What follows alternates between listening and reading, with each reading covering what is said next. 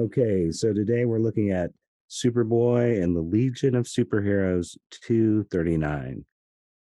It was published on February 20th of 1978 with a May cover date. It was written and drawn by Jim Starlin.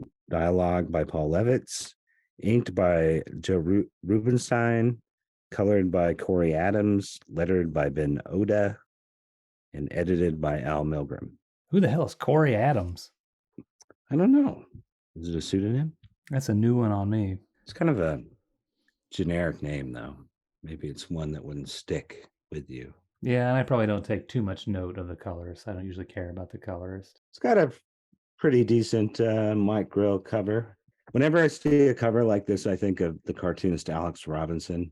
So he used to always talk about how he hated any cover that had a character whose back is towards us in the center. Uh-huh. And I don't agree with him. Like I think sometimes it can work really well. I'm not saying this is an exceptional example of that, but In this case, where it's a silhouette and it's supposed to be a mysterious person, it kind of right. works. And it usually is when you're just seeing the back of the character. But Yeah, I wonder if maybe he's talking about like just from a staging perspective, like, like right. in theater, you're not supposed to have somebody with their back to the audience, Right. Right. Like, is that what he's talking about? Maybe I could ask him if he even remembers. I feel like maybe it's been 20 years since we had that debate. Where'd you have that debate at? When you were on Ink Panthers? I hope not. Don't look that up. Twitter, probably Twitter. I think he got a big debate going, and I think lots of people were trying to send him good examples, and he was shooting them all down. That's pretty crazy. Like that somebody could start is it okay to have the back to the audience Right. debate on Twitter? Well, I mean, I think it was a friendly debate, but I think it started between friends because it was like a provocative declarative statement, like every cover like this sucks. Mm-hmm. Yeah, this one's not great, I guess. No, but it's got a bunch of heroes on it. Like whatever. It's serviceable. Yeah. I guess that's Ultra Boy on the cover, though, right? It is Ultra Boy. So this darkened figure, he has a huge question mark on his back, and it says, "Alone against his comrades, which legionnaire stands accused of murder most foul?" Okay, so it's certainly Ultra Boy, even though he is not the actual mystery character that runs through these. Right, he's the one who's accused of murder most foul. Yeah, it's just Ultra Boy. Just Ultra Boy. The weird pant cuffs give him away. Mm-hmm. The chiseled pant cuffs. What are they? That's actually the top of the boot. What do they call it? Is there a name for those kind of boots where they're folded over on the top like pirates wear? Booties? I don't know what do pirates call their boots? I don't know. Yeah, it's like their leggings or something. Well, but like it goes above the knee, but then that's too uncomfortable, so they fold them down, right? Like when you fold your collar down or something. Except when they're fishing or something, deep water. Yeah, only pirates and superheroes. Like this Colossal Boy boot is kind of the same way, and Captain America. Like, remember when like sometimes people draw Captain America and that top folded over part will like really be like moving. They'll show a big shadow under it. Like it's like a big floppy pant leg or something when he runs. Or sometimes they have them hang really low so that they're almost like bell bottoms. Oh yeah. I think Giffen draws them like that a lot of times. Howard Chaykin does that with a lot of his characters. Like a swashbuckler character, I guess, has the boots low like that. Maybe that's how they're supposed to be worn. I don't know. Any Ren Fair people out there who can clear it up for us? Got that. Any big pirate fans can set us right on this one. Hey, I didn't use a British accent. Please don't. The title of the story is Murder Most Foul. So our story opens with Ultra Boy arriving at a hotel on his home world of Rembor. We can tell it's kind of a crime-ridden area, but I guess in the context of Legion, it's like a neighborhood is a whole planet. So this is like a crime-ridden planet, the bad part of the universe. He's walking into the Star Wars cantina or something here, right. Have a droid leaving. Yeah. But it's also like there's a space needle back there. He's in Seattle. See any Star Trek ships anywhere? I see a roller coaster. I don't see. Yeah, is that a roller? That's like a monorail. Oh, They have good public transportation on Rimbor. it's good. It's Hotel Orion. He's been asked to meet an old ex of his there named Anne Ridd. This is almost certainly an anagram for Ayn Rand, I think. I really don't know enough about her to know why that name was picked. Like if that fits the story in some way, or if maybe Starlin was just really into Atlas Shrugged at the time. I think Ayn Rand is notorious for being A bitch. No. No. Okay. Have you ever seen an interview with her? I have. I'm going a different way though. Okay. Ayn Rand, she's famous for being a beautiful seductress, like Anne Ride is in this comic. Right. I don't get this. Like, if she's his ex, why is he going to meet her? He doesn't really mention that she gave him a reason to come and meet her. He's like, I had some days off, and she asked to meet me. Right. So is it a booty call or what? Yeah, get a little something on the side. Yeah. Did he tell Phantom Girl that he's going? Hell to the no. He's got a different lady on every homeworld, every world. But she's changed quite a bit over the years. Because we see that she was a quote unquote good girl back when he knew her. But now I'm tempted to say that they are alluding that she might be a prostitute, but I said the exact same thing about his last girlfriend when we were doing issue 2 of volume 4. Mm-hmm. So maybe to my naive Midwestern eyes, a lot of girls in superhero comics look like prostitutes. I don't know. But she seems to be wearing lingerie and has a bong. Yeah, I mean, she has all the stereotypical visual cues that she's in the seedy, disgusting sex industry. Right. But we know today that there's nothing wrong with being a sex worker. Absolutely Lots not. of people do it. You got to make ends meet. If you're willing to do it, it's your choice. But yeah, her change is mainly that she dresses provocatively. I mean, actually, in the flashback here, she's kind of in a bikini anyway. But Right. yeah, she's got her fishnet stockings. She has gigantic eyeshadow around her eyes. And she says, I did whatever I had to do, including selling you out. She seems actually she seems like she's ready to go into detail. Like he doesn't even ask. And she's like, no, it was rough here. I had to do a lot of things. I did what I had to do. I had to forget my dignity and I had to do everything that I never said I would do. And he's like, all right, what? Okay. I just said hi. Do you think some of it is possibly on him? Like he left her behind or he wasn't there to like keep the neighborhood clean? I don't know. I don't know that that was ever his responsibility as a gang member on Rimbor. Right. But yeah, maybe Jim Starlin's trying to allude to that in the storytelling. Well, she's kind of like, things have changed a lot since you left. Yeah. I didn't really get that reading it today that he might have left her high and dry and she had to whatever, he stole all her money and she had to become a prostitute to feed her destitute parents or anything like that. Right. It's kind of a weird sequence. Like she talks kind of seductive and sexy to him. But then she's like, yeah, I had to sell you out. It's definitely a little too like truncated. She just says hi to him basically and gets shot. Like it happened so fast. If this were a movie, he would have gone back and it would have been like, I'm with somebody new now. And she's like, you left me and I didn't have anything. And then whatever, that conversation will turn into those two having sex. And then the next day she'll be like, by the way, I couldn't help it. I had to sell you out. And then somebody will jump out and try and kill him and kill her. Well, that probably would have been a more entertaining route to go. Yeah, but I don't think they could. I don't think you can show sex in this comic book. I don't know. Yeah, she doesn't last too long. A mystery hooded figure. Wait a minute. What page are we on? Come on. Okay. So Ultra Boy is taken out by some kind of energy weapon, knocked unconscious by a mysterious hooded figure who quickly dispatches, kills off Anne Rind here. Ayn Rand. What's her name? I keep and, remembering her as Ayn Rand. and If you've ride. ever read any Ayn Rand, you'd want to shoot her too. Actually, I want to go back.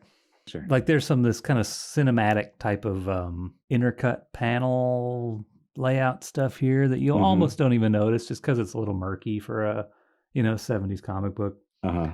Where she's talking to Ultra Boy and kind of I don't know what she's doing, breaking down his defenses, explaining how hard her life was and how she had to become a person she never thought she would be, I guess, or whatever. Right. I don't know. I don't think she's a prostitute. I don't know what she might be doing. She might just be selling black market nylon stockings or something. But there's these intercut things of a gun being pointed at Ultra Boy, just trying to build up the suspense. And there's some mysterious eyes, and the gun fires again at the end of this page, and then it gets shot. It feels cinematic. It feels like the opening of an episode of Columbo or something, like totally. We're setting up a murder mystery. I think the first 3 or 4 pages of this is the most thought out. I wanted to ask you, do the pages look better on newsprint, like especially like her eyeliner? Oh, I don't know. Because it looks really weird on the reprint, and the online version I looked at, which is newsprint, they weren't great scans. I think I've noticed before, like at least in the reprints, these like stipply textures, which he seems to use a lot of, they don't look really great on the reproductions. Like if you go to, I don't know, page 237. Huh, okay. Well, to me, it looks better in the reprint book. Oh, okay. I mean, the line work is identical, I think. Like this kind of grainy, it must be like a paste down tone, right? Right. What about the next page over? Right there. Yeah, to me, that grainy stippling stuff looks the same. Okay. I just assumed it didn't look good in the reprint. Maybe it just kind of looks funny either way. I mean, in some places, it's not so bad. It looks kind of weird to me on this part where he's coming to. Yeah, to me, it looks really close to the newsprint old comic book, like all the line work does. But that might mean that it looks bad, like if they had the original, they might have a better looking piece of art. Or they could control how dark these dots are on the tones. Right. But maybe all they had was like when I fool around and do it and I take all the color out of the thing and they do it that way. I don't know. It could be. I mean, I know he sold a lot of his artwork from this period. Yeah, I'm not sure how they get. Like, I think they have film or whatever of maybe the last 40 years worth of comics. I'm not sure. But to me, this is pretty close fidelity to the line work in the comic book. Just of these couple of pages I looked at. Right. So where were we? Page 4? Yeah, he's just gotten blasted by the bad guy. And then Anne Ride gets it. I think it's kind of a, I don't know, storytelling goof maybe, that the non-fatal blast to Ultra Boy gets more page time than the murdering blast of Anne Ride down here at the bottom, which is like almost a footnote. Maybe. She's a nobody. I get that. I think they're also it's misleading intentionally, so like to look like Ultra Boy's getting murdered himself. I guess so. I mean, that's what we're supposed to think. But then by the end of the page, you know that he's not dead, I think. Right. So whatever. All right. So Joe wakes up in a parked cruiser that is not his, and he doesn't know where he is. He just knows he's not on Rimbor anymore, and that his flight ring is missing. It's a setup to a very interesting mystery here. Right, just noir. It's just fit the criteria. Yeah. Kinda, yeah, it's getting there. Now he's going to be a man on the run, like an Alfred Hitchcock movie. Yeah. So then his pals from the Legion arrive, and he, at least at first, thinks they're there to rescue him, but in fact, they're there to arrest him. We also see Marla. Yeah, I haven't seen Marla in a while. Yeah, I don't know. He may not. This might be his first or his second appearance. I don't know if he showed up at all between his first appearance and this. Do you know? But I feel like he was around maybe a couple of times Right. between when he helped Ultra Boy get into the Legion Mm-hmm. and this issue. That's a lot of years. He must have been in it. He's apparently been retired. I don't think he was ever that good at his job. I mean, as adult advisor, we almost never saw him around. Well, and when you read him in this issue, Mhm. he's like a shitty adult. He's not that Right. great, you know. Like he's No. ready to lock up Ultra Boy and throw away the key when he was like fucking Ultra Boy's biggest proponent and mentor. Wore the Right. same shirt, all that stuff. Exactly.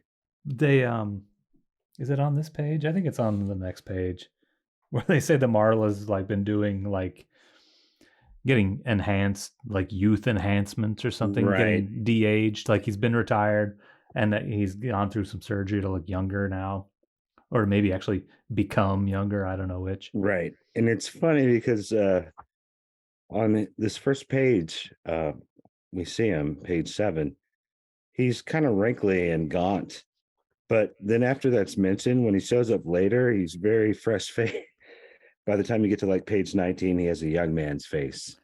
So it's like maybe the guy inking it. So he read the script and goes, "Oh, he's supposed to be young." I mean, he doesn't look too old here, and he kind of Right. looks like he's in good shape. But yeah, it's like a whatever a '90s Clint Eastwood kind of look, not Right. like he's a young guy. Hmm. Yeah, would you say 19? Yeah. Yeah, he looks like Kent McCord now.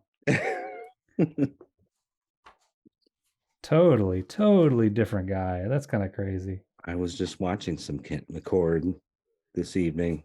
He wasn't in it very much, though. It was like a pilot for another series, so he was only in it at the beginning. I saw him in the Run Ronnie Run. I watched that this week. The Mr. Show movie. He's in that? He's in it for a second at the end. Like he plays like the host of Unsolved Mysteries, or like a what was the show that William Shatner was on, the 911 Rescue 911, is that what it's called? Yeah. Like that kind of host, you know, where he stands there and just looks like an authority, you know. Right. I wanted that movie to be good so badly. But yeah, weren't too many laughs in Yeah. it. I'd never seen it before. The original sketches are really funny. No, Mr. Show is hilarious. It's like Yeah. the funniest thing. And this movie is just kind of So back to the 30th century. the Legionnaires show up and they're going to fucking arrest Ultra Boy for murder. He doesn't know it. He's blissfully unaware that he's committed a murder. Ayn Rand is dead, and she has burns that are consistent with flash vision Right. burns, and his ring was found there. Yeah, it was on her body, which is weird. It's as if Ultra Boy secretly went to meet his ex and got engaged to her or something, and she's a hooker. Right. It's like reading between the lines. There's something very strange going on here. Like, I think on the next page, when Phantom Girl is so supportive of him, right, if anything, she should be the most suspicious. Exactly. It's like, well, how come you went to see this blonde harlot, sex worker, disgusting dregs of humanity, and didn't tell me, and you gave her your ring? I thought you loved me, dude. She tried to extort money from him. She was going to tell the Legion, tell Phantom Girl, so he blasted her. Yeah. I mean, the truth is he has doesn't have a remotely good explanation, I don't think, for why he even went to see her. You Right. know, like if one of my millions of gorgeous exes got in touch with me, and I went out and I didn't tell my wife that I met her, Hmm. um, that would be very bad. You know what I mean? Like Yeah. if Cindy Crawford calls me up Yeah. and is Yeah. like, David, I want to see you. Oh, no reason. I would have to Yeah. be like, sorry, Cindy, I'm with somebody else now. It's over between us. You had your chance with this. You don't want to answer that phone call. You don't want to show up. There might be like some 14-year-old boy there that looks a little bit like David. What? Oh, like the David looking Cindy Crawford sex slave? like like she called you because she had a child with you and you're I thought. financially responsible. Oh, yeah, Cindy Crawford's trying to get money out of me. Right. Right. You need to raise your son. I thought you meant she had gotten like a look-alike No, adolescent no, David to no, no, no. like the way I looked when we first started going Right. out when I was 17. Yeah. If a girl you haven't heard from for 10 years or so calls you, it's not going to be a good call. It's Right. going to be, you're responsible for this child. Uh, oh, I just found out I have something. I thought I'd let you know. Oh, damn. Yeah. Yorgian fever. Right. Yeah, he said he hadn't heard from her since before he was a Legionnaire. Hmm. That was a decade ago, right? Something like that, 10 years Right. ago. Right. When, and I mean, I guess she was 16. Now she's 27. And I guess she's on the skids and needs some money. But She he's was like, probably underage back then, knowing Ultra Boy, but still. oh, you think like he was 17 and she was 13? Ugh. Well, maybe not Altar boy, 13. you pig. You're Maybe not disgusting. 13. Come on. Pedophile. Well, on Brawl, 14. This ain't Brawl. This is Rimbor. Right. Actually, on Rimbor, nothing is a crime, right? Right. Right. Is that true? I don't know. It's all ruled by gangs and Right. crooked companies and stuff. Right. Like if they can sell you beer, you're legal, right? If you got the money, you're legal. Are we on what page are we on now, sir? I don't know. Not 9 on 8. On this page, he's not going to really give any defense for himself, and they shackle him up. Phantom Girl's kind of saying whatever, she's She trying to believes comfort him. him. Yeah, she believes him, but he's like, I'm leaving. I'm not going to get arrested by you guys. I'm out of here. Right. And then he proceeds to brutalize all of his friends. Mm-hmm. He manages to whip the entire team's ass, but while he probably feels pretty good about it, it's probably because they didn't expect him to like punch Dawnstar in the back so badly that she's out of commission for the entire issue, and he does not hold back on them, where they're probably holding back on him. Yeah, he takes out Colossal Boy, Sun Boy, Mm-hmm. Star Boy in the next page. Starboy, he grabs a big rock and hits him on the head with it. Like Mm-hmm. he could have easily murdered him right there. Then I guess he takes out Superboy and Mon-El too. Right. That's actually, I think that's maybe the funnest page in this whole book. I kind of like that. He's outrunning them with his super flight or I guess it's his ultra Well, flying power. yeah, I don't know what you call it, like a wild goose chase or something. He's mixed them up to the point where they crash into one another. Yeah. It's pretty fantastic. Yeah, it's pretty exciting and fast. You know, like a lot of these kind of things, like they are incapable of doing like a fast paced Right. kind of chase thing. Right. And I mean this one, it's just kind of like this, you know, like you have to Right. it's kind of color coded. You follow the stripe Yeah. for Mon-El and the stripe for Superboy. Well, right. And But they it's wind up also crashing into each it's other. also like a good use of the form. I mean, in the way that it's like something you couldn't do in film because you're seeing their tracks. You can trace their tracks, sort of like the Bill Keane strips with the dotted pathways. Yeah, it goes from being like yeah, kind of like an illustrated kind of narrative to just a straight up diagram for this little bit right here until the climax where they crash into each other. Right. This is like Chris Ware. It's wearing. Right. I like the bit where he says something to the effect of, I would be like, the big shit, the big powerful guy, except these two guys who are way more powerful than me are on the team. Like in any other circumstance, he would be considered like an A-list hero, but he happens to be on the team Superboy and Mon Eleron, so he's always like third fiddle to them. Yeah, it says he's choosing to hang around two of the very few men who are still more powerful than he is. Mm-hmm. But he's whatever. He has the agility ability to take them out. Right. Because they're lunkheads. They think they're so hot. Right. So after he's basically taken out all of the team except for Shady and Tanya? How do you say that one? Phantom Girl. Phantom Girl. I think her name is Tinya. Or it's either Tinya or Tiny A. Tiny A. Yo, Tiny A. Apparently Shady is also somewhat sympathetic to him, so he doesn't smash her head with a big rock or anything. He just steals their ship and leaves. Yeah, they don't put up too much of a resistance to him getting away.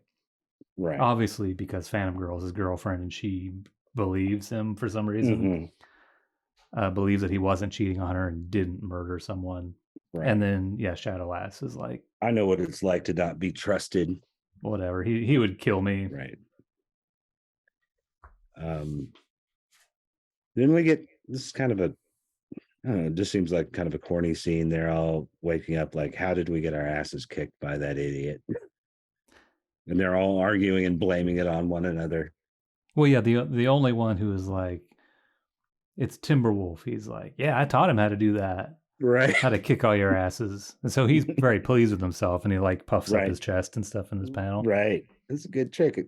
It's a good thing I taught him how to paralyze the one character who could track him down instantly. I mean, that's pretty smart thinking. He took out Dawnstar first. But he's fighting pretty dirty. I mean, what did he punch her in the back? No, he did some kind of like, he did some kind of, he calls it a nerve block. It's some kind of like Vulcan thing, pinch thing. Before he stole their Enterprise. Yeah. Right. They're all just pissed that they have to fly back home. Right. In the shitty ship. And then Ultra Boy blows up their Enterprise. He doesn't give a fuck. Right. He's like, Brand is rich. He can buy another one. He goes back to Rimbor to start digging into the mystery of who framed him. Incognito is some kind of pirate fellow. It's a Undertaker's costume. I guess there's a uniform for Undertakers who rove around Rimbor. With a skull belt buckle. Yeah, the skull belt buckle. If your grandma passes away, you call this guy to show up and pick him up. Yeah. Isn't that the first person you want to see? Like, hey, the guy dressed like the Grim Reaper come on Earth, they want to comfort you. But up there, it's like they want to memento mori you. And he makes use of one of their stashes of like clothes and alternative IDs and stuff that they strategically Brand has placed all over the universe, right? Yeah, never heard about that. We were just talking about the infinite number of spacefaring first aid kits that the Legion has access to. It's the same idea. Premise. Yeah. Well, it says here though, I don't remember it as retold last issue, so it's kind of a reference to the reprint from last month, I think. He's talking about how the team was outlawed at one point, so they started doing these hiding disguises, I don't know, conveniently wherever you need them. Right. They want to make a little reference to the reprint fill-in issue to make it feel meaningful that they did that. Yeah. I mean, there's a couple of those, like their footnotes throughout to earlier stories, and they're pretty good. Like they actually kind of enrich what's happening in this issue. Right. Instead of just like, I don't know, a lot of times it's, who is this character? Oh, we first saw him back 20 issues ago. This is a lot. The ones in this issue sort of elaborate.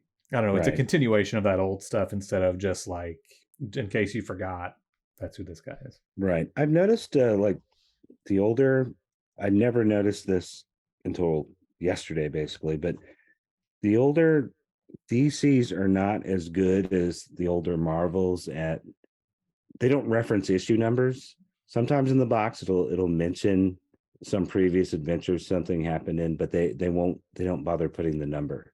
But I think that changed by the 80s.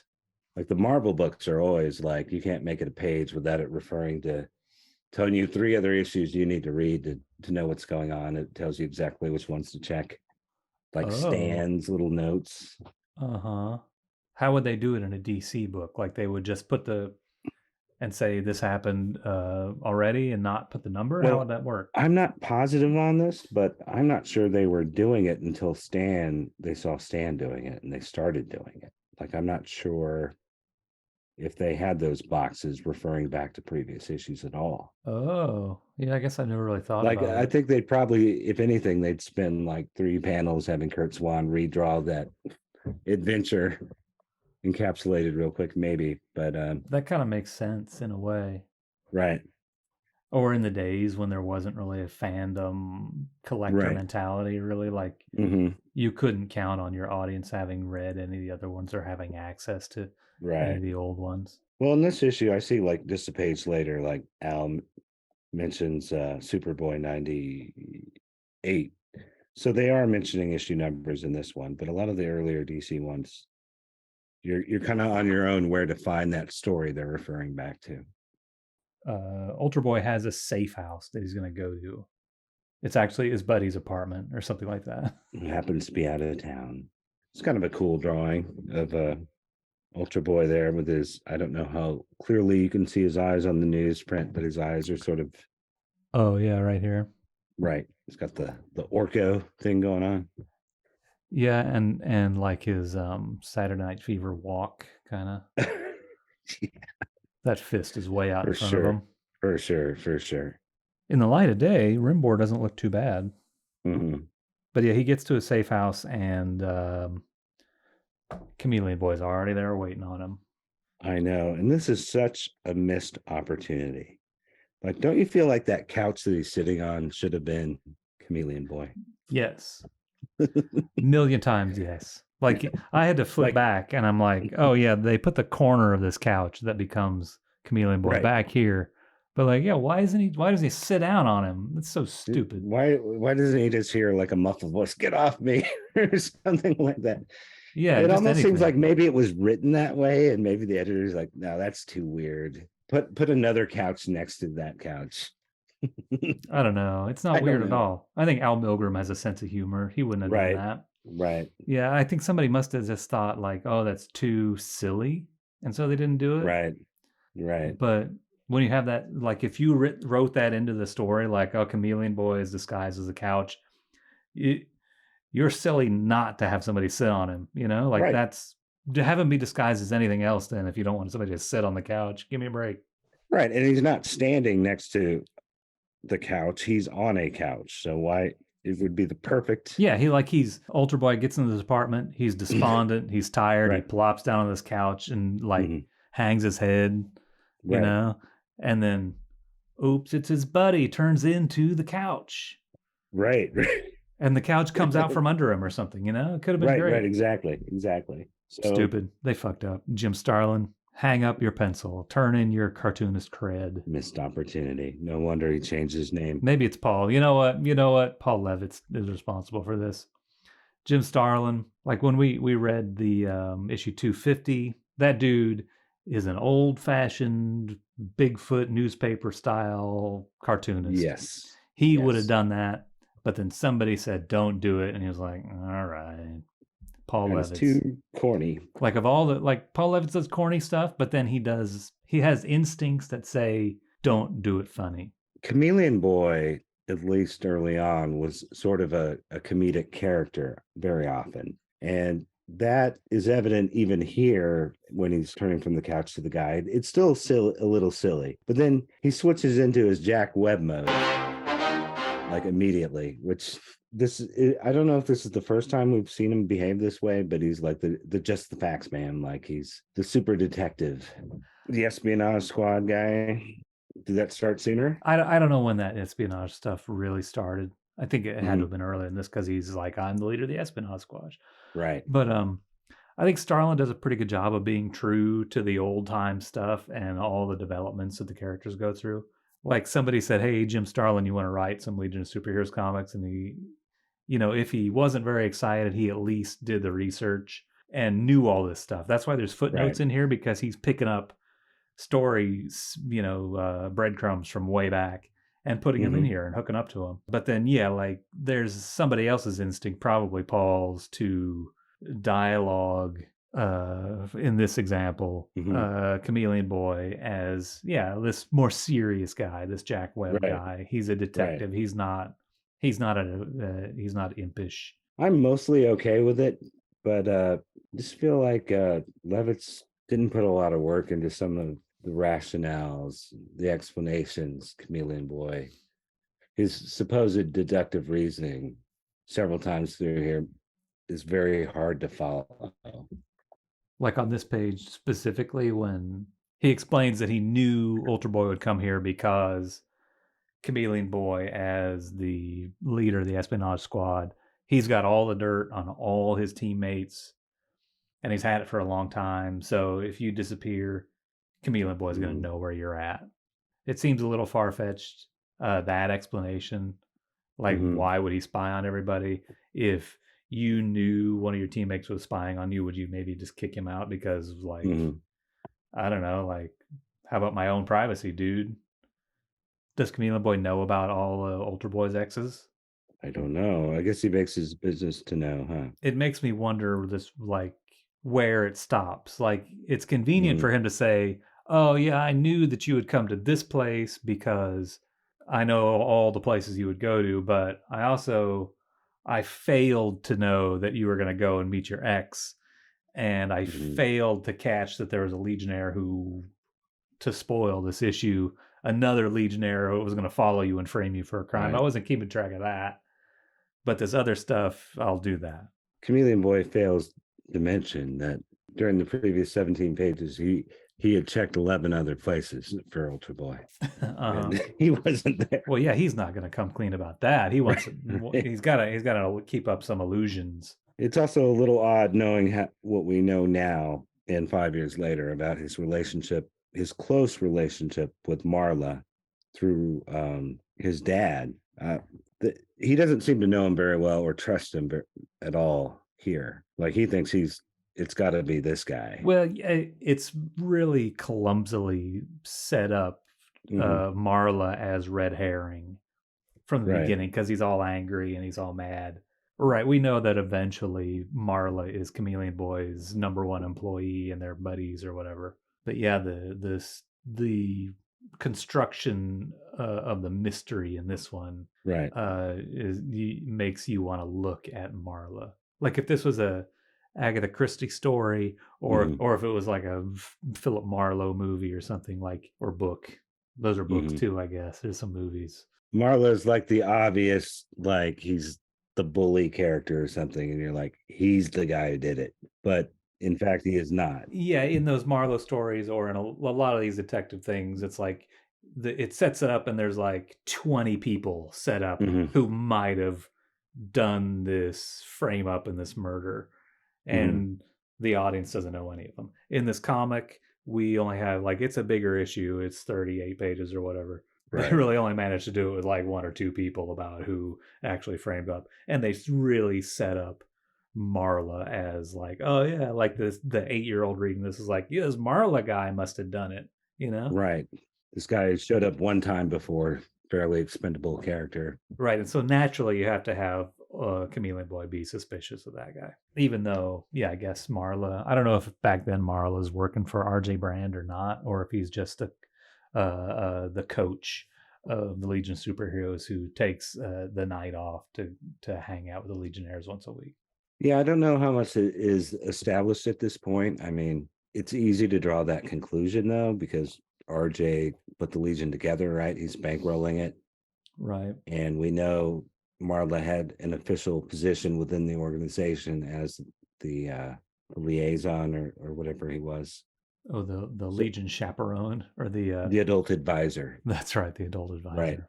So it would make sense. He would be working for RJ probably. I know that is explicitly spelled out by the time we get to like the secret history of the Legion. Oh, really? That's after this Secrets of the It's, Legion. yeah, that's like the early 80s, like 82, 83. Right, like this issue is reprinted in this book, and then Secrets of the Legion is in this book because Oh, this it's is the in there? cover of it. Oh, that's right. It is. I must have And blocked that out.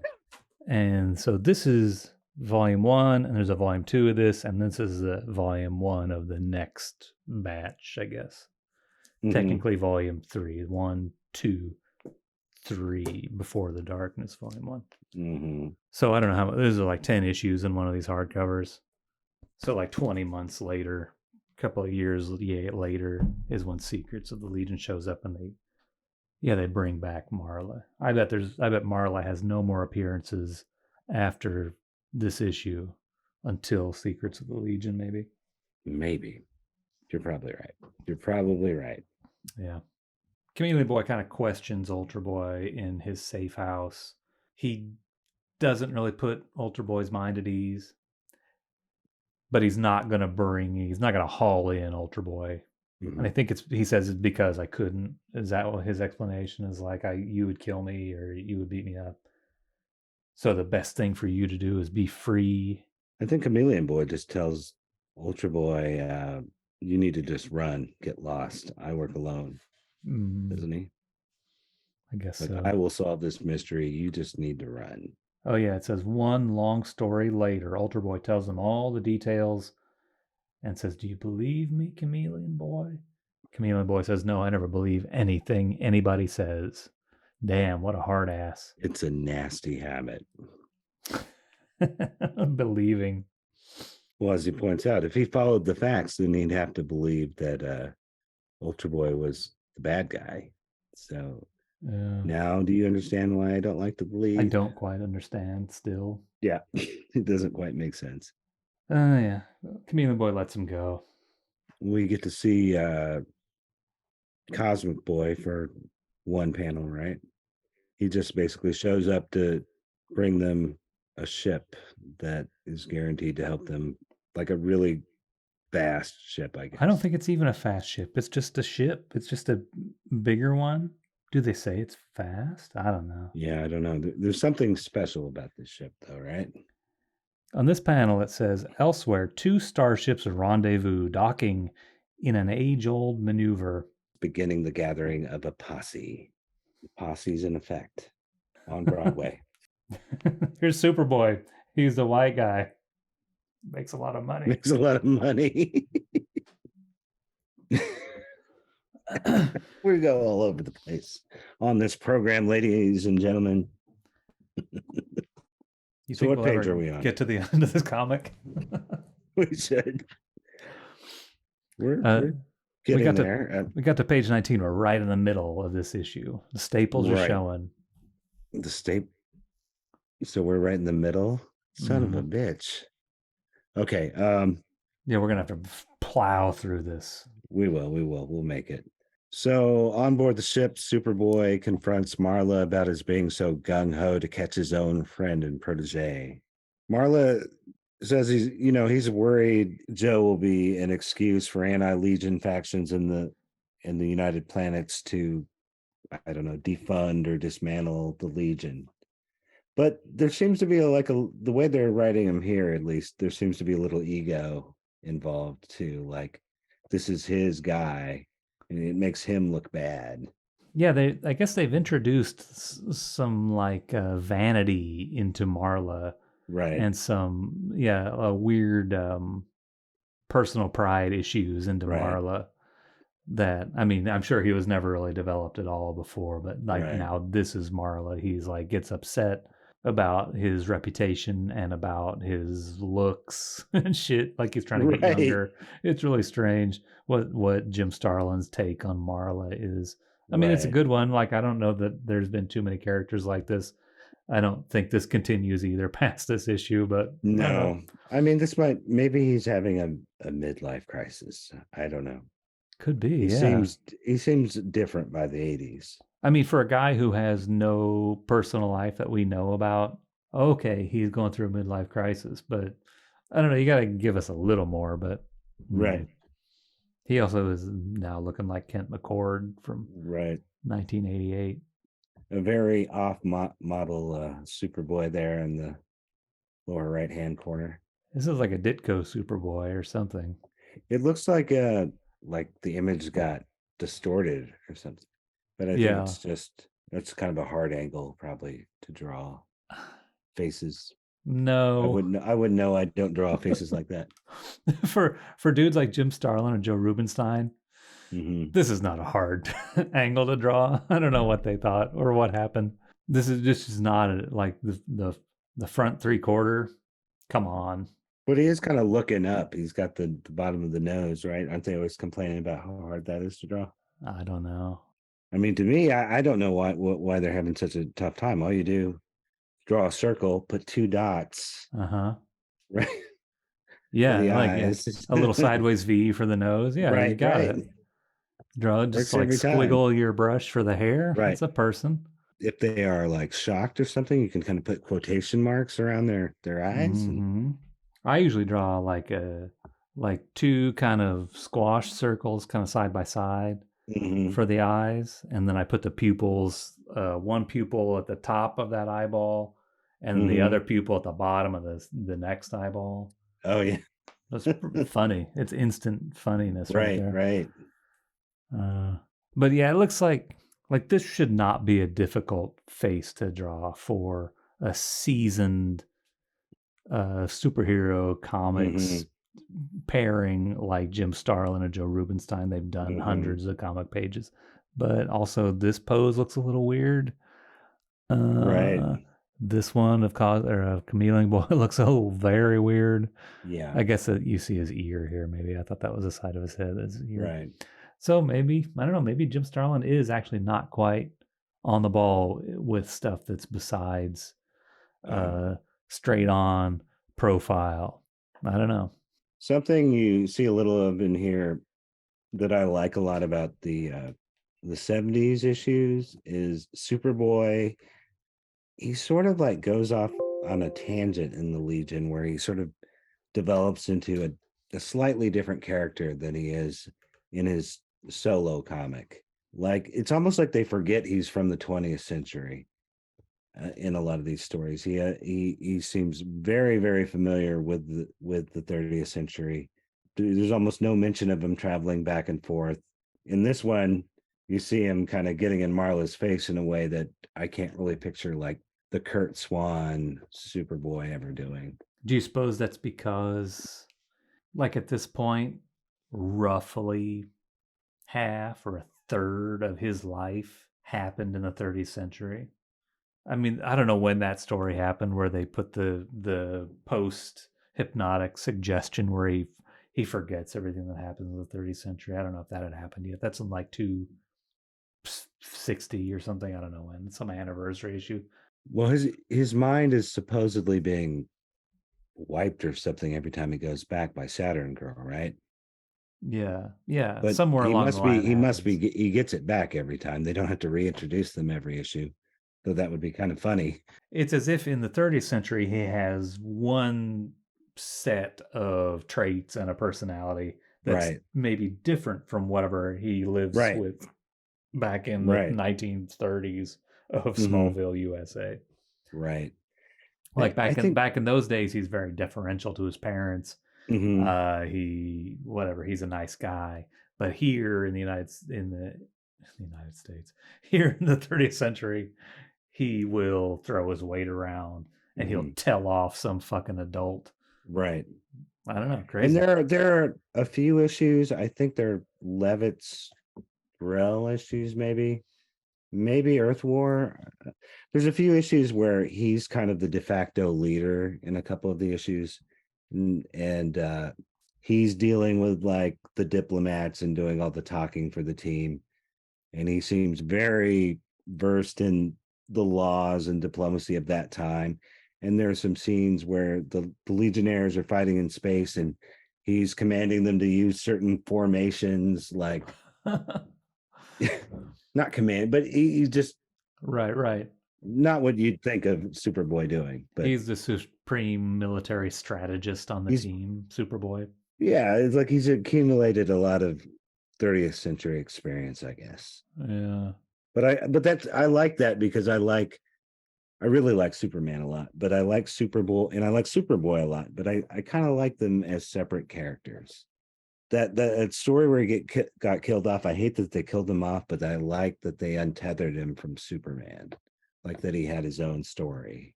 I never think of Superboy and Superman as being the same person Right. at all, right? It's like, He wasn't Superboy in the Christopher Reeve movie.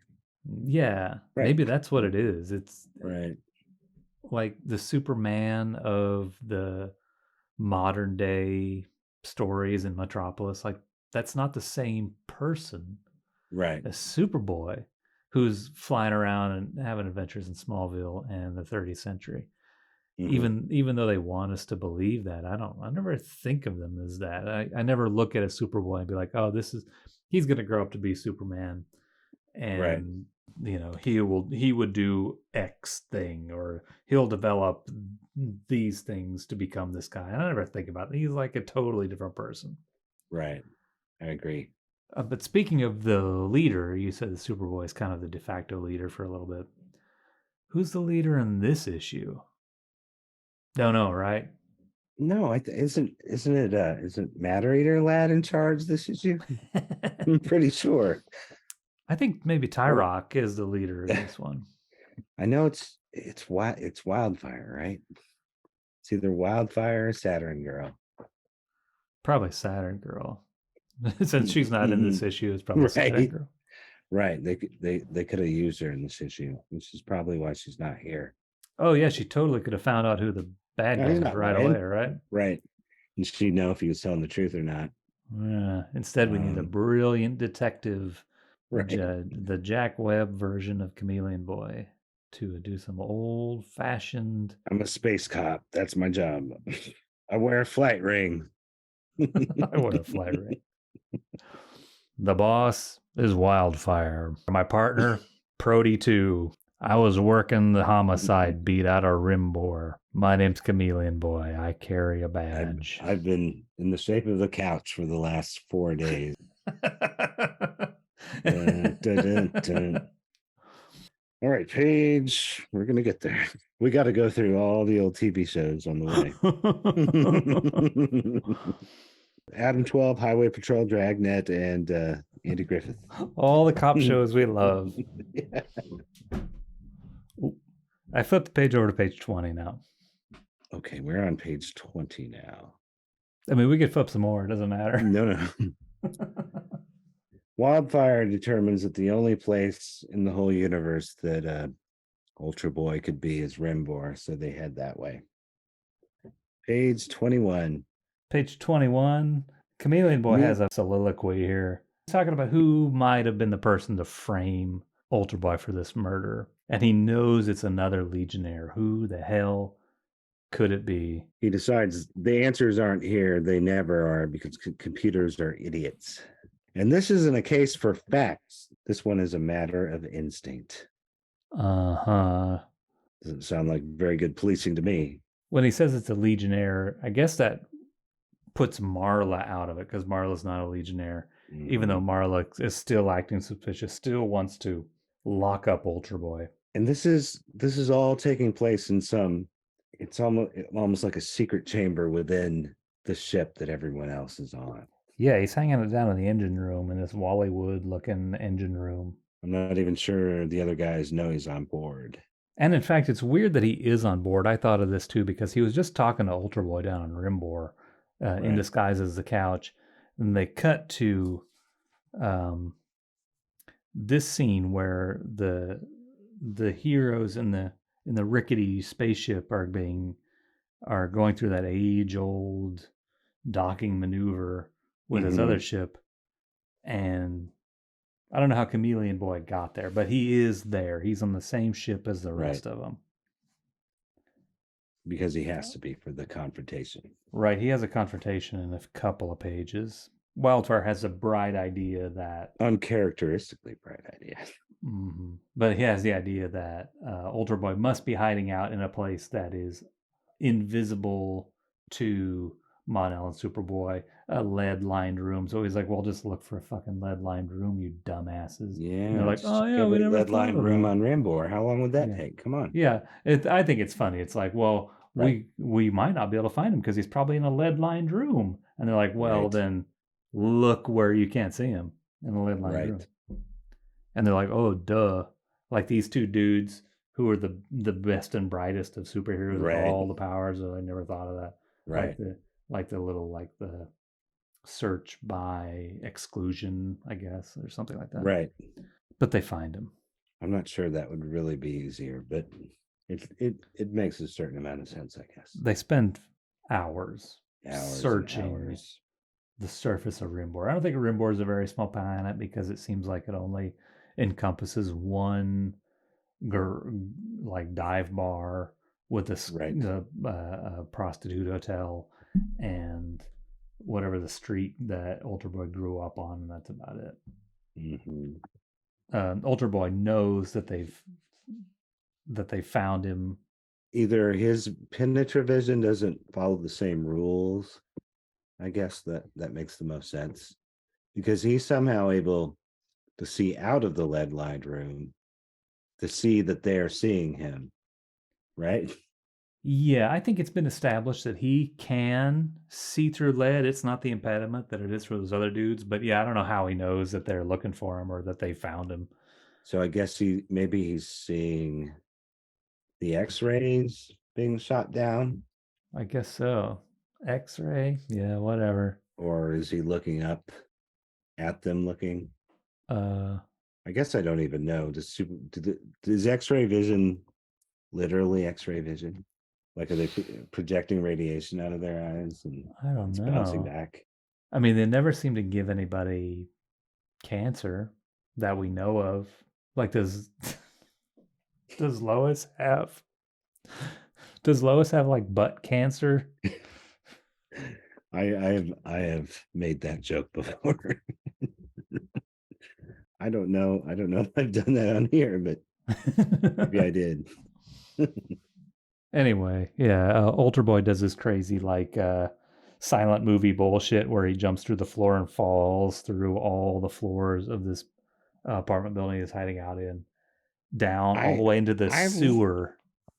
silent movie bullshit. I think it's kind of cool, personally.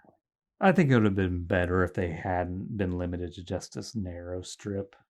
Like if Right. they made it a little bit wider, it might have made more of an impact. This is kind of it's too small to. It just looks like minute movies from the 30s in the newspapers or something. Like Right. there's not enough there to put it across as anything other than like silly slapstick.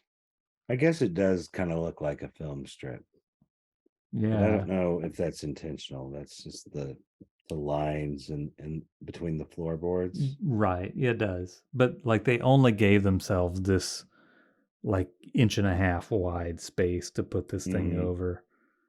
Mm-hmm. When they could have taken over this thing where he's diving into the sewer, this Right. panel, and made Right. it a little bit more clear Right. because it's all monochrome. But whatever. He's swimming through the sewer to escape. It happens all the time where it's like, oh, we have to wade through the sewer and nobody seems to care. Mm-hmm. But yeah, he's like swimming through the sewer and it's just painted this nice green color. It's like, Yeah. I don't know, it's the ocean, but it's the sewer. For all its seediness, Rimbor has a very clean sewage system. Yeah, very nice uniform colored sewer system. Mm-hmm. There's no chunks in there. He's swimming through shit with his eyes wide open. Do you think his penetravision can see through his own eyelids? Like he could close his eyes and be able I to don't see? know. I mean, does he have his flight ring right now? He I does. mean, how? He got Sunboy's flight ring a little bit earlier. Okay, so he doesn't have to use his flight power. So is he using his penetravision or his invulnerability in this sewage. He's probably switching between each. He does that. He somehow knows how to do that. He'll use his penetrative vision for a second and then his invulnerability for a second, back and forth. So he's going to smell a little bit like sewage. He laughs a bit when he emerges from the sewage, thinking that he's outsmarted the Legionnaires. He's like, tough luck, Legionnaires. Oh. Only to be ambushed by middle-aged Timberwolf with his receding hairline. Yeah, Timberwolf totally inherited his mother's hairline. Yes, not Wolverine's. This is the pre.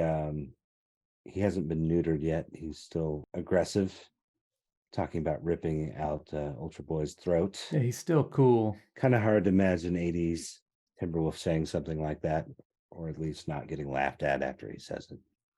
Yeah, I liked you described him as like the dude who's a little bit older than the high school kids, and they all think that he's kind of cool, but then as time goes on, like they grow up and get a little more mature, and the Timberwolf guy stays the same, like Arrested Development loser. Right. This is the period where they're the high school kids and they still think he's kind of cool, and the guy smokes, he's cool. Yeah, he knows some shit that like yeah, he's like spoken to a guy who sells pot and they never have. He listens to the Chronic album and they won't do it. He knows how to knock a girl out for 24 hours just by pinching her back. Hey, Lightlass, I just want to try something. No, man, come on. Don't you love me? Don't you want to try something? You're not knocking me out again, motherfucker. Yeah, he gets punched so hard he's bent in half there. It looks... Oh, right here? This one? Backwards, yep. Some big sound effects on these. Actually, on both of these pages, there's a Katoom, a Karam, and a Kolthum. Kolthum is Colossal Boy punching out Ultra Boy. There's some insane foreshortening. Look how big this hand is. I know. This is pretty good. It's a good hand. Yeah. That's why you hired Jim Starlin as the foreshortening. I don't know. I feel like maybe Walt Simonson might have helped him with it. I think weren't they in the studio together? I don't know. Are they part of the tribe? Yeah, there's like... Are they part of the Burnt Toast Gang? Was there a name? There was like 4 or 5 of them who were like Howard Chaykin, Walt Simonson. I thought Starlin might have been. Wait, is there one called the Studio and then one called the Tribe, or is the Studio something else? Is the Studio some like Andy Warhol bullshit or something like that I'm thinking of? I don't know if what I'm talking about had a name. Like, I don't know if they called their crew anything in particular, but I think they were all studio mates. Yeah. And a lot of them were working, like Larry Hama, I think, was part of this too. Like they were all like kind of disciples of Wally Wood and Neil Adams, Continuity Studios. Maybe there were a lot of them were working there. Yeah, I think that's true. I think some of those dudes had like Bernie Wrightson, and I don't know if it was the Tribe or the Studio or the Crew or the Burnt Toast Gang or the Yancey Street Urchins or whatever the hell. Right. I guess this spread is just they're trying to beat the shit out of Ultra Boy. Nothing too exciting here. Oh, here's where he gets his flight ring. He didn't have it before when he was flying through the sewer. He gets it afterwards. Oh, man. So he drank all that sewage that he swam through. Right. Gross. He's swimming with his eyes open, too. Yeah. You know how when you throw up and it goes through your nose? That's the worst. That's like what Ultra Boy has. It's so gross. And it dries out. Fucking burns. So gross. Somewhere in this, it's alluded that somehow his invulnerability protects him from something really outlandish that doesn't make any sense. I don't know. I don't remember that. I don't remember what it was, like telepathy or our reading comprehension isn't that great when we read these old children's comics from 50 years ago. You can't blame us. Like if we don't know who the leader of the Legion of Superheroes is in one comic book, who cares? If you had any idea what time it was. Right. Yeah, I think a lot of people who watch our videos maybe don't realize that for me, like right now, it's 12:30 at night, and for you, it's even later than that. Yes. 2:30, I think. Plus, I drank a whole bottle of wine except for about a half inch left in the bottom of my glass. Luckily, anyone listening never gets past the first 20 minutes. Yeah, I don't think we ever get to the We end. still sound smart. Well, if anybody's still watching this now, here's a tip. The end is the best part of all our videos. Like they Yes. start out, they sound kind of coherent, whatever. The funny shit, it's like when you watch Saturday Night Live and the last two sketches are the funniest ones. It's kind of like that. what You're season shaking was your that? head. That never happens, huh? It's like They're when you the watch leftover ones. It's like when you watch the Mr. Show movie, and the funniest part is after the credits roll. There's a little bit after that. That's what ours are like. Yes. In the Mr. Show movie, like there's that character who he begins as the narrator. He's that guy. Is it David Koechner? Keckner. Yeah, that guy. Yeah, that guy's pretty funny. Because he begins as the narrator. He's like, "Let me tell you about my buddy Ronnie Dobbs," like that, you know. And he sounds like a total hillbilly redneck. Mm-hmm. And then every time Ronnie Dobbs meets him, like he runs into his, "Hey Clay, good to see you. Sorry about what happened with the police the other day." And he's like, "No, that's all right. I was a little drunk too. It's kind of my fault." Right? And so every time he says that, he's like, first he's got a neck brace, and then he's got crutches, and he's got a broken leg, and then he's in a wheelchair. And then if you watch all the way to the end credits, this guy's also been narrating it through the whole movie. Like he shows up as the narrator. You get through, you watch the credits, and they have another scene, and it's like you're in like a lab, and it's kind of the slow truck into like a brain in a jar.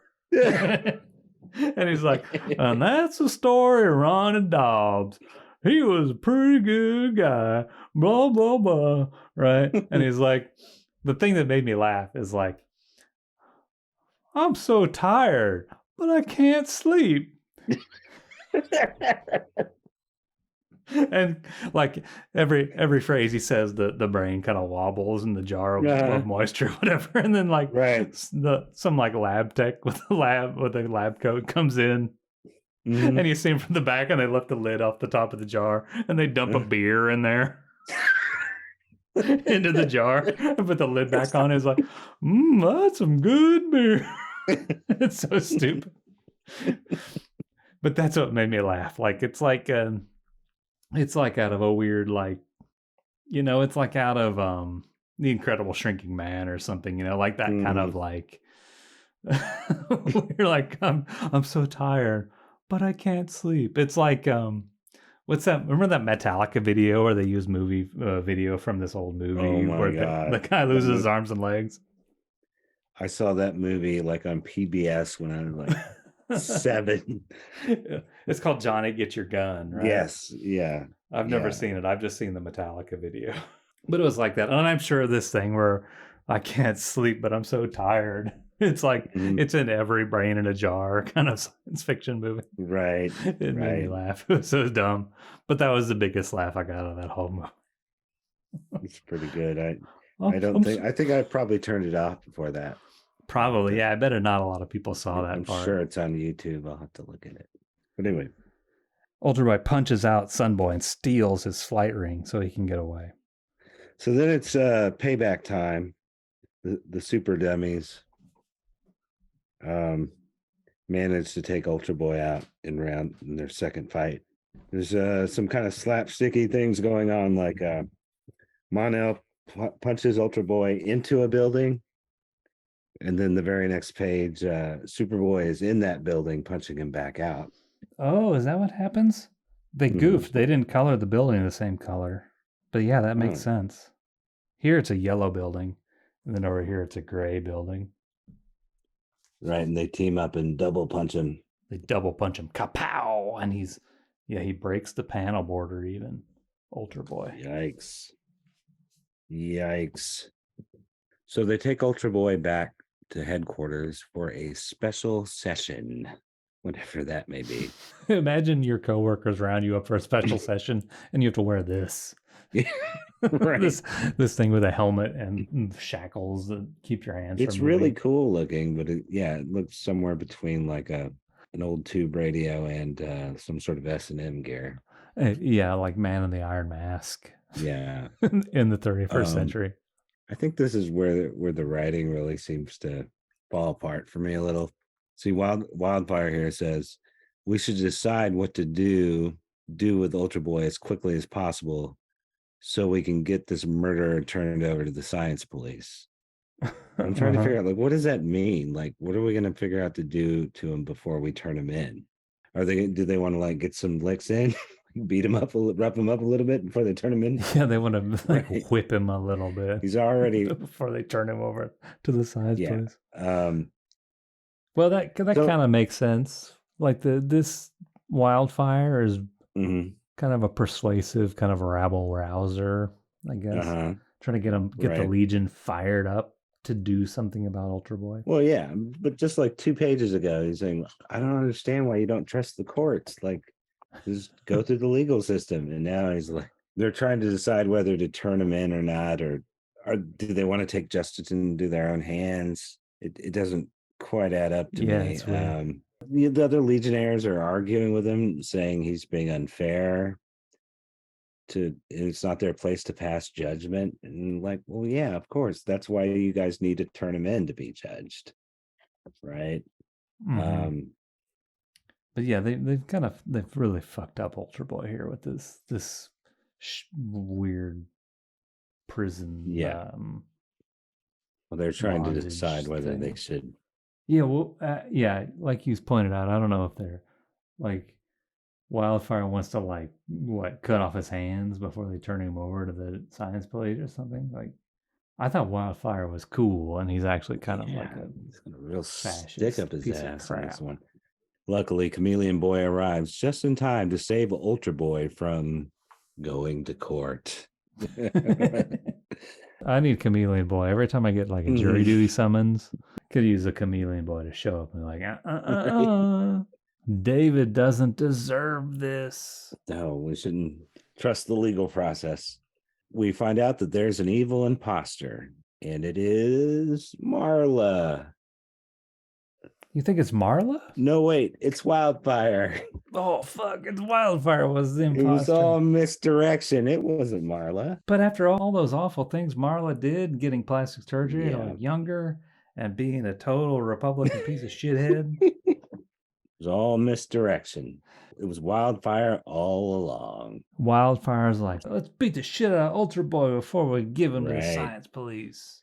The robot imposter is quickly dispatched, though they're careful to preserve his head. But how did Sherlock Chameleon Boy know it was Wildfire? How did he know? Elementary, my dear Starboy. This is a very good question, Starboy. He went through the computers that he doesn't trust, and he checked all their personality profiles to see if anyone had changed within the last week. Well, guess what? No one did. No one's personality changed. But never mind. Fuck computers. He trusts his gut, and his gut says he was definitely a Legionnaire. So it can only be one Legionnaire, Wildfire, who doesn't have a body. Because without a body, how are you going to notice a change in his personality? Wait a minute. Just because you don't have a body means you don't have a person. Right. Apparently, your personality cannot be evaluated. Like a personality. I mean, I don't know. Whatever, Chameleon Boy. Yeah, it's a 4-dimensional chess. You don't understand the ways of the super sleuth. I mean, he's keeping track of all our personalities. Somehow they're apparently on file. They have personality profiles, and they are somehow they're updated because he was checking them from week to week to see if any of them changed. Right, every week. Right. But somehow, by process of elimination, he's decided it must be the bodiless one whose personality has changed. So I'm not entirely sure how that works. Maybe.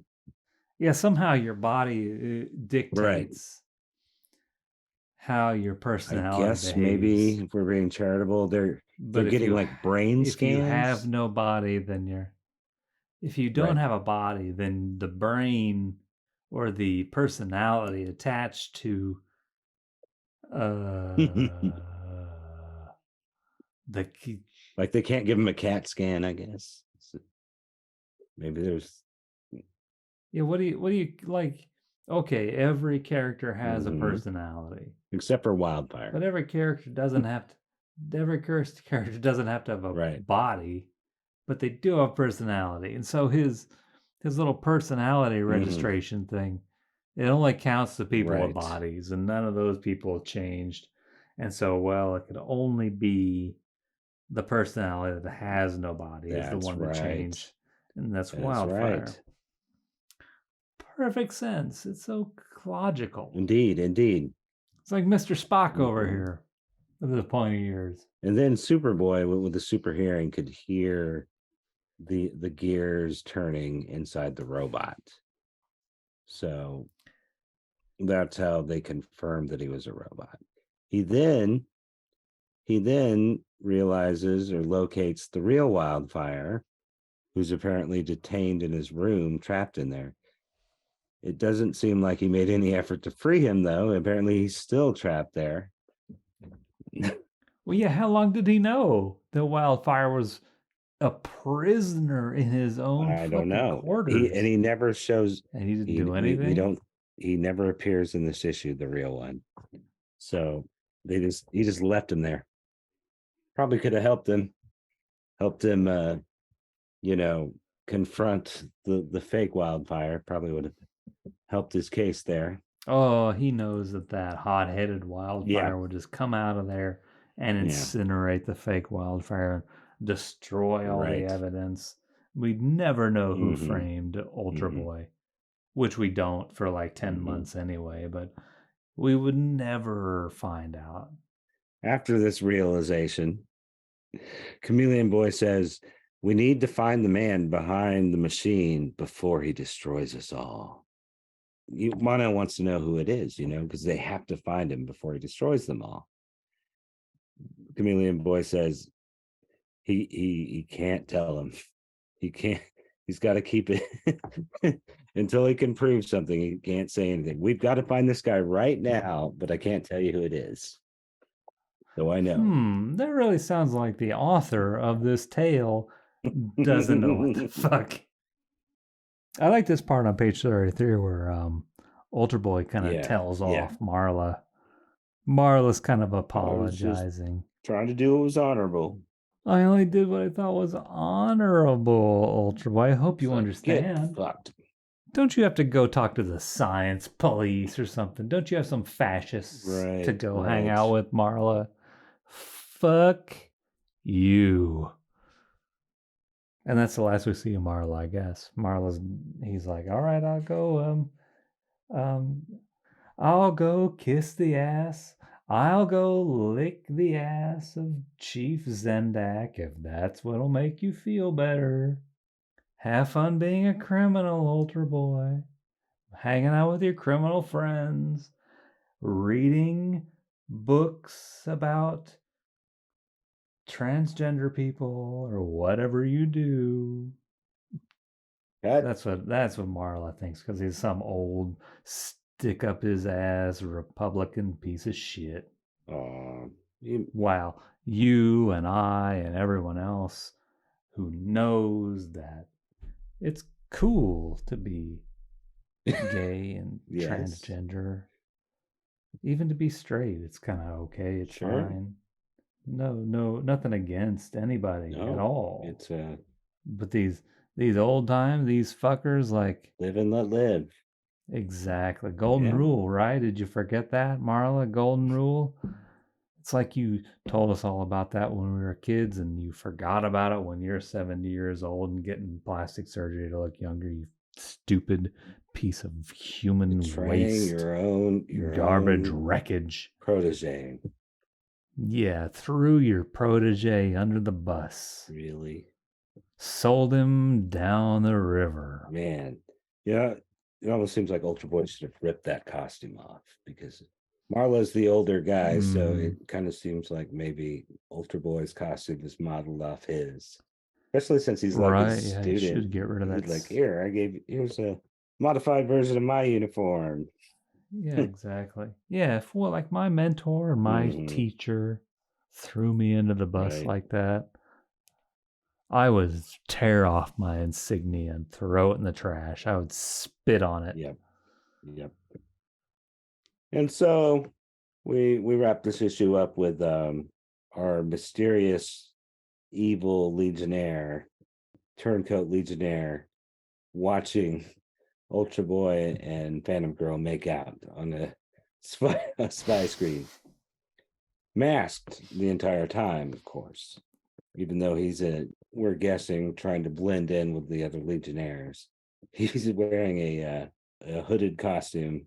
In this last caption, they call him the man behind the executioner's hood.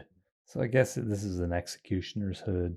He tears it off and drops it on the floor Right. by the end of this issue, but he's got his eyes on everything, including Ultra Boy and the Phantom Girl in a love embrace. Well, wait, do they not know at this point that it is a legionnaire? I think Chameleon Boy knows it's a Right. legionnaire. I think he said it a little bit earlier. Chameleon Boy knows that Ultra Boy was framed, and he was framed by a legionnaire, the smartest, most powerful legionnaire, I think is what he says. Who could that be? Who would do such a thing? Douchebag. The reader knows Ultra Boy didn't murder Anne Ride. They showed us that. Right. We know it wasn't the Wildfire robot. Wildfire was a robot the whole time. He couldn't have He done was it. with them. Or We're looking for the man behind the machine. Right, the man in the executioner's mask. But since we know he's a legionnaire, presumably he's among the other legionnaires. He's not Tenzel Kim off, no longer with the team. This isn't Bouncing Boy. It's someone within their midst, probably in the headquarters even. So what's he doing walking around dressed up like a bad guy? Yeah, I don't know. It's kind of weird that he would be in a place secluded from the other legionnaires in a stupid costume with a stupid Maybe he mask gets into on. character, like when no one's around, he pulls it out, like puts it on. You ever do that? You ever like put on your costume? Like you get mad. Yeah, every morning right before I go to work. Right. You're like, I'm going to tell off the boss today. And you put on a special sweatshirt and a special mask. And you're like, this is what I would do. I'd be like, boss, fuck you. I'll quit. You can't treat me like that. I'm out of here. I'm going to destroy the entire universe, including That's you. That's about right. Only it's sort of the inverse for me. That's who I really am. And then I put on the mask with the smile on it. Like, hi, boss. I'm so glad to be here. You put on a t-shirt and a ball cap and you're like, hey, hello. Yeah, I'm so happy to be here.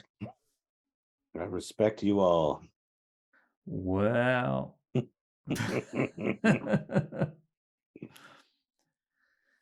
If you want to know who the man behind the executioner's mask is, all you got to do is watch our other video where we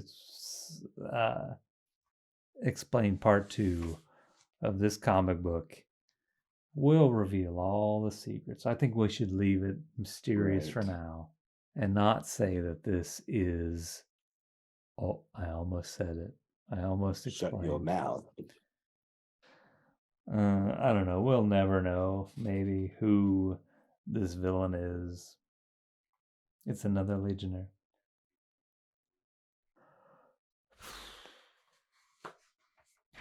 That's Superboy 239.